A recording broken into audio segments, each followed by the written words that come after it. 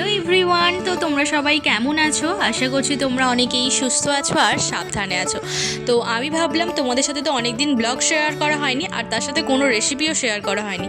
তো সামনে যেহেতু বড়দিন, তো সেই জন্য ভাবলাম একটু তোমাদের সাথে একটু শেয়ার করি বাড়িতে থাকা কম উপকরণ দিয়ে কিভাবে খুব সুন্দর স্পঞ্জি কেক বানিয়ে নিতে পারবে। তো সেই জন্য ভাবলাম তোমাদের সাথে একটু শেয়ার করি। আর দেখো, কেকটা তো খুব সুন্দর হয়েছে। তো এই রকম কেক বানানোর জন্য কী কী উপকরণ লাগছে তোমাদেরকে আগে সেটা দেখাই। তো প্রথমেই আমি এখানে একটা নিয়ে নিয়েছি, একটা স্টিলের গামলা। আর এখানে আমি উপকরণ কী কী নিয়েছি তোমাদেরকে বলে দিই। প্রথমেই লাগছে ময়দা। তো ময়দাটা ভালো করে আমি চেলে নিয়েছি। তারপরে 2টো ডিম নিয়েছি, একটু দুধ নিয়েছি, তারপরে সাদা তেল, আর একটু নিয়েছি ভ্যানিলা এসেন্স, আর তারপর নিয়েছি বেকিং সোডা, বেকিং পাউডার। তো এইগুলো সমস্ত উপকরণ। আর চিনি তো লাগছে, চিনিটা আমি গুঁড়ো করে নিয়েছি। তো স্টিলের গামলার মধ্যে 2টো ডিমকে ভালো করে আমি ভেঙে তো একটু মিক্স করে নিচ্ছি এর সাহায্যে। তারপরে এর উপরে দিয়ে দিচ্ছি, ডিমের ওপরে ভালো করে ফাটানোর পরেই তো দিয়ে দিলাম চিনি। তো চিনিটা ভালো করে ডিমের সাথে মিক্স করে নেবো। তো তাহলে হয়ে গেলে কী হয় ভালো, তো ভালো করে চিনিটা এর মধ্যে চলে যায় আর ভালো বেশ দানা দানাটা আর থাকে না। সেই জন্য মিক্সির মধ্যে একটু ভালো করে গুঁড়ো করে নেওয়া উচিত যখনই এই কেক বানানোর সময়। তো আমি একেবারে কিন্তু চিনিটা দিয়ে দিচ্ছি না, বারে বারে দিচ্ছি, তবে ভালো করে মেশানো যাচ্ছে। একেবারে দিলে ডালা ডালা হয়ে যায় আর ভালো লাগে না। তো এরপরেই দিয়ে দিচ্ছি সাদা তেল। তো সাদা তেল কিন্তু কেকের জন্য খুবই মাস্ট, দিতেই হবে, না হলে অতটাও কিন্তু ভালো লাগবে না তেল না দিলে। তো তোমরা তেলের পরিবর্তে অবশ্যই বাটারও অ্যাড করতে পারো।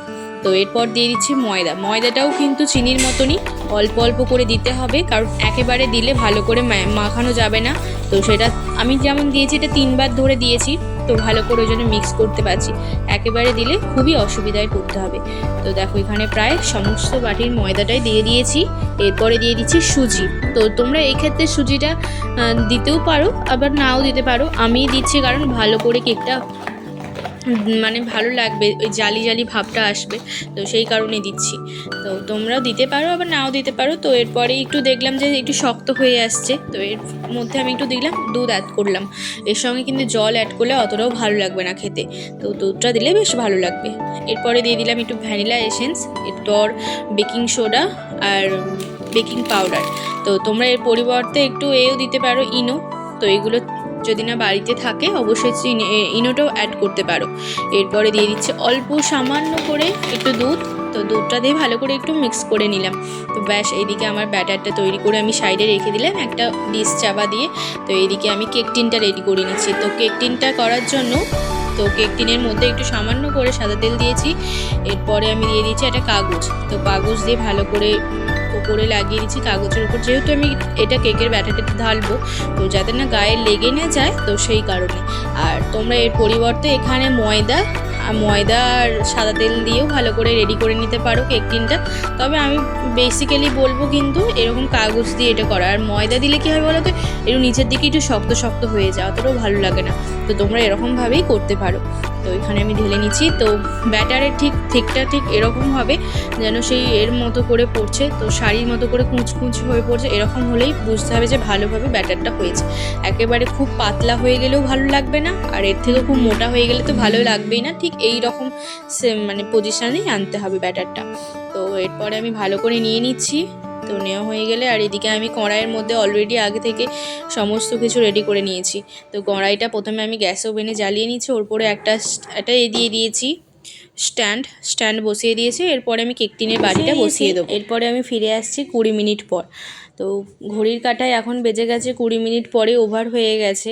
আর এই দিকে দেখো, কেকটা কিন্তু অলরেডি কিছুটা হলেও ফুলেছে। চলো এবার দেখি তো হয়েছে কি না। চলো দেখি।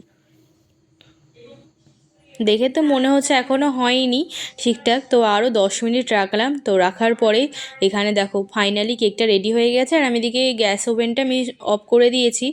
আর চলো তো নামিয়ে নিই, একটু ঠান্ডা হয়ে গেলেই নামিয়ে নেবো। আর যা সুন্দর হয়েছে, দাঁড়াও একবার কেকটা আগে চেক করে নিই ভালো হয়েছে কি না। তো সেই জন্য আমি এখানে একটা ছুরি নিয়ে নিয়েছি। তো ছুরিটা দেখলাম, ছুরির গায়ে যদি লেগে থাকে তাহলে বুঝতে হবে কেকটা এখনও বাকি আছে হতে। আর যেহেতু আমার দেখছি যে ছুরির গায়েতে লেগে নেই কেকটা, তো সেই কারণে ভাবলাম যে কেকটা তো হয়ে গেছে, এবার নামিয়ে নিই।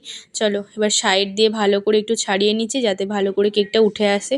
আর দেখতে তো খুব সুন্দর হয়েছে, জানি না খেতে কেমন হবে, তোমরা অবশ্যই দেখবে একটা। সেই জন্য প্লেটে ঢেলে নিচ্ছি। তো এরপরে আমি একটু অন্য একটা থালার মধ্যে ঢেলে নেবো। আর নামানোর সময় অবশ্যই তলাটা এরকম একটা সাঁড়াশি দিয়ে করে নিতে হবে, যাতে তাহলে কেকটা তাহলে পড়ে যাবে। তো দেখো কেকটা তো খুব সুন্দর হয়েছে, খুলে গেছে। এরপর আমি এই ওপরে যে কাগজটা আছে ওটা তুলে দেবো।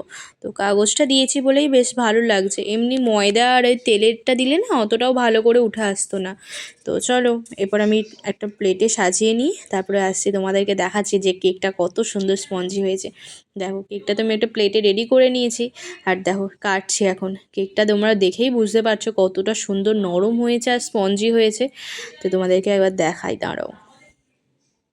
এই দেখো কত সুন্দর, কেকের ভেতরে জালি জালি হয়েছে, পুরো সেই লাগছে দোকানের মতো। আর পুরো পারফেক্ট, কেকটা পুরো পারফেক্ট হয়েছে আর খুব সুন্দর। তোমরা অবশ্যই কিন্তু বাড়িতে বড়দিন উপলক্ষে অবশ্যই বানাতেই পারো এই কেকটা। আর এর সঙ্গে তোমরা কাজু কিশমিশও অ্যাড করতে পারো। তো তোমাদের কেমন লাগলো এই রেসিপিটা অবশ্যই আমাকে কমেন্টে জানাবে। ভালো লাগলে অবশ্যই চ্যানেলটিকে সাবস্ক্রাইব করবে, লাইক করবে, শেয়ার করবে, তার সাথে সাথে কমেন্ট করবে। তো আজকের মতো টাটা, দেখা হচ্ছে আরও একটা নিউ ব্লগে।